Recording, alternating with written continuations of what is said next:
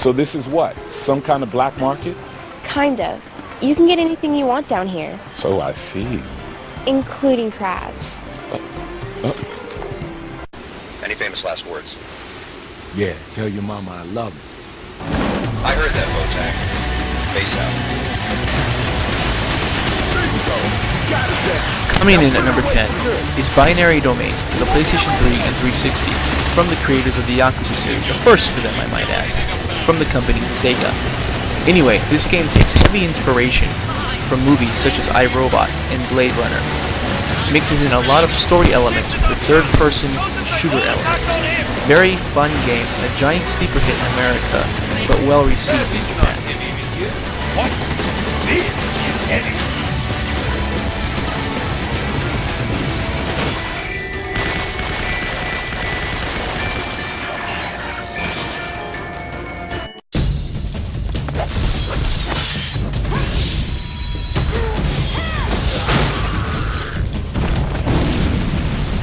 Coming in at number 9 is Ninja Gaiden 3 Razor Edge for the Wii U console. Second chances sometimes do wonders for games, and in the case of Ninja Gaiden 3, it did a complete turnaround.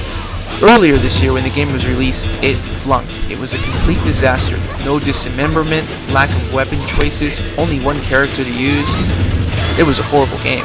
But, thankfully, Team Ninja learned from their lesson and re-released the game on the Wii U console with dismemberment amped up quite a lot compared to the second one, and with the introduction of Kasumi, Momiji, Ayana, and you can use Ryu Hayabusa, plus with all of his weapons and arsenal at his hand. And they brought back the upgrade system. To some extent, they improved it quite a bit. So anyway, this game deserves a place in my number 9. Not to mention, it is very difficult.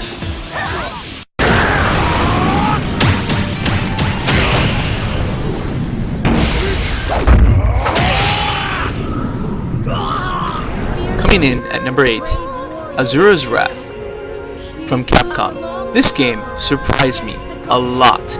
The reason why it has made my number 8 is because it reminds me of the good old days when games like Dragon's Lair, Road Blaster, or Road Avenger in the States used to be extremely popular.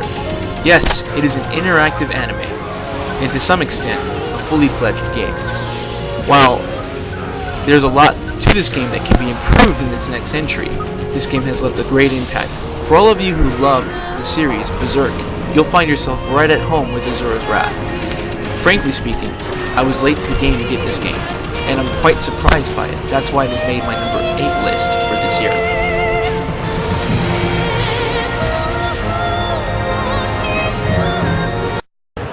Looks like we have a new client. Woo! Alright! Just as we're about to run out of money too. Thanks to someone getting hammered. In at number 7 is a game that was released some time ago, but finally got a release this year, The Last Story, for the Wii console. This is one of the most amazing games you'll ever play. From the creator, Hidenobu Sakagachi, and from the music by Nobuo Matsu. This is an amazing game and highly recommended. While not the best RPG, it is definitely one of the best.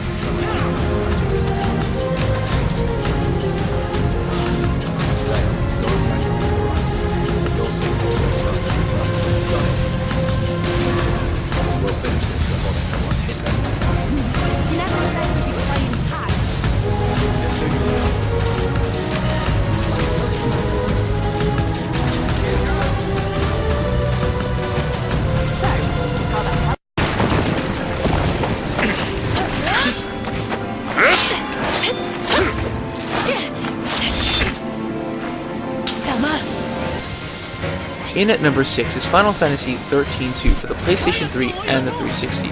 Unlike its predecessor, this game has a very open approach as opposed to linearity of the original.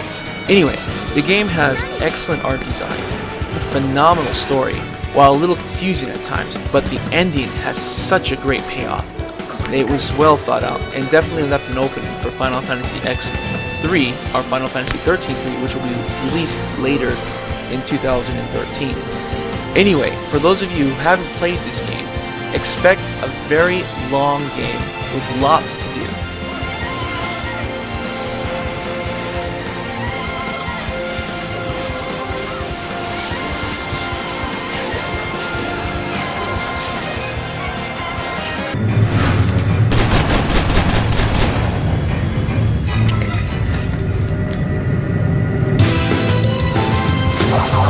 In at number 5 is Tales of Xillia 2 for the PlayStation 3, which is a direct sequel from Tales of Xillia, which we won't be seeing until early next year. Damn you, Japan.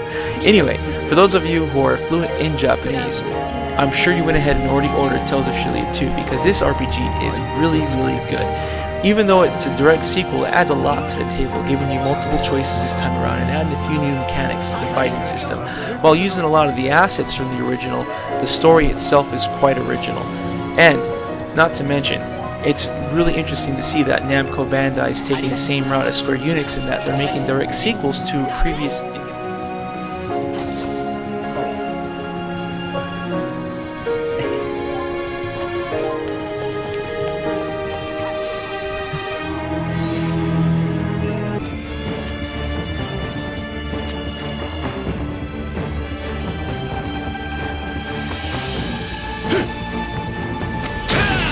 In at number 4 is Dead or Alive 5 for the PlayStation 3 and the 360. While this game has always been known for its assets in the female anatomy, it's not very well known in the other aspects of the game, you know, like the actual fighting.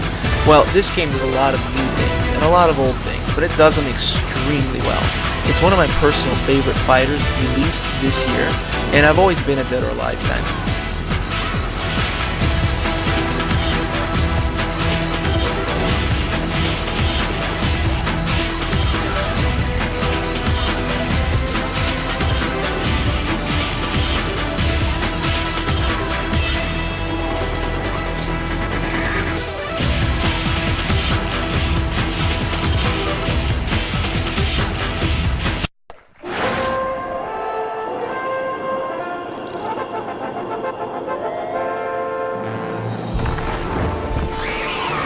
In at number 3 is Sonic AllStar Racing Transform for the Wii U, 3DS, PlayStation 3, and 360.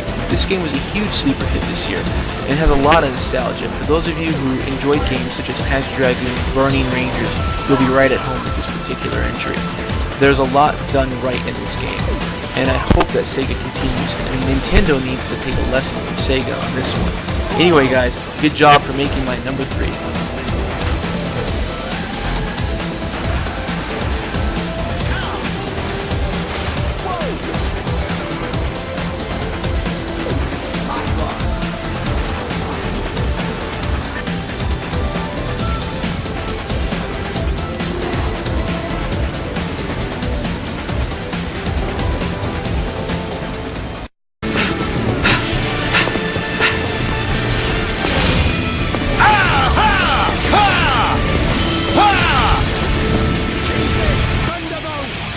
In at number 2 is Xenoblade Chronicles, released earlier this year and a few years ago in Japan. This game has shown critics and gamers alike that Japan still got it when it comes to making a good RPG game, with hundreds of hours of gameplay, lots to do, a phenomenal story, really good graphics for a Wii U, which has technical limitations by this time around, showing that developers know what they're doing when developing this particular game. Anyway, if you haven't yet played Xenoblade Chronicles, I highly recommend you go pick it up.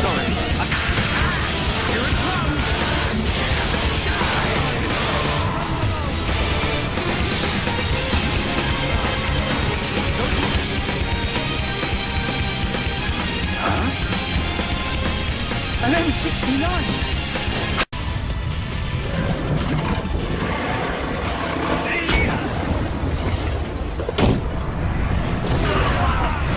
In at number 1 is Ryuga 5, or Yakuza 5, as known in the States. This game is massive, and for that reason it's made my number 1 list, because there are so much to do and none of it's boring. You can play Virtual Fighters 2, the full game, mind you, the arcade edition. You can go racing your taxi. Yes, for all you Tokyo Extreme racers out there, this game does have racing finally. Not to mention the fighting mechanics in this game are great. The story continues on from part 4. I'm not going to spoil anything, but let's just say you're going to be surprised. Anyway guys, if you haven't yet played this game, which you probably haven't because it probably hasn't been released in your country yet, which is the United States, you need to make a big holler and get it over here as soon as possible. And for those of you who do understand Japanese, pick it up. Trust me, you can't go wrong.